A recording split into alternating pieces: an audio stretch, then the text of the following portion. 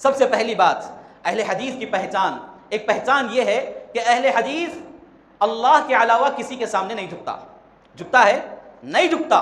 آپ دیکھ لیجئے کہ اہل حدیث اللہ کے سامنے ہی سجدہ کرتا ہے، اللہ کے علاوہ دوسروں کے سامنے سجدہ نہیں کرتا. کیوں؟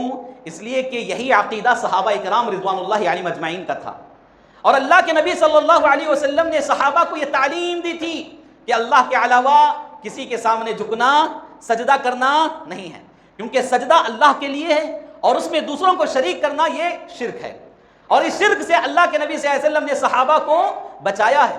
صحابہ نے اس سے اجتناب کیا اور اس کو شرک میں شمار کیا، لہذا صحابہ نے کسی کا سجدہ نہیں کیے، اور آج اہل الحدیث بھی کسی کا سجدہ نہیں کرتے ہیں. دیکھیے پیارے نبی صلی اللہ علیہ وسلم سے سچی محبت کرنے والے کون تھے؟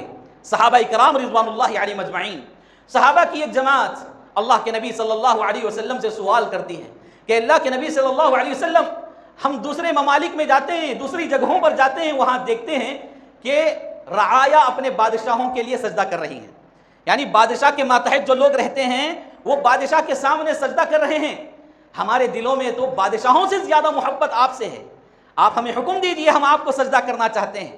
اللہ کے نبی صلی اللہ علیہ وسلم نے صحابہ کرام کو سختی سے منع فرمایا، جو لوگ بادشاہوں کو سجدہ کر رہے ہیں وہ شرک کر رہے ہیں، چنانچہ میرا سجدہ نہ کیا جائے. سجدہ اللہ کے لیے ہے، کسی اور کے لیے نہیں. میرے بھائیوں، اگر اس روئے زمین پر سجدہ اللہ کے علاوہ کسی کے لیے جائز ہوتا تو افضل البشر سید الانبیاء رحمت للعالمین محمد رسول اللہ صلی اللہ علیہ وسلم سے افضل کون ہو سکتا؟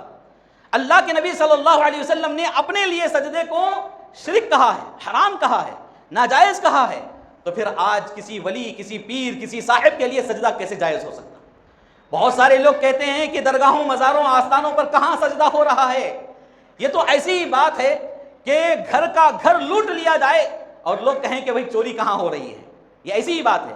تو آپ کسی بھی درگاہ، مزار، آستانے پر جا کر دیکھ لیجئے، لوگ سجدے پر سجدے کرتے جا رہے ہیں، اور یہ سجدے ان پیروں کے لیے، ان ولیوں کے لیے جو مدفون ہیں وہاں پر. جبکہ ستم تو یہ ہے میرے بھائیوں، اندر مدفون کون ہے اس کا علم بھی انہیں نہیں رہتا. اور بہت سارے ایسے واقعات پڑوسی ممالک میں، اپنے ممالک، اپنے ملک میں پیش آئے ہیں. کہیں پر گدھے کی قبر پر لوگ سجدے کرنے لگے، کہیں کتے کی قبر پر سجدے کرنے لگے. کیوں؟ اس لیے کہ ان کو اس کی حقیقت معلوم نہیں کہ اندر کون مدفون ہے.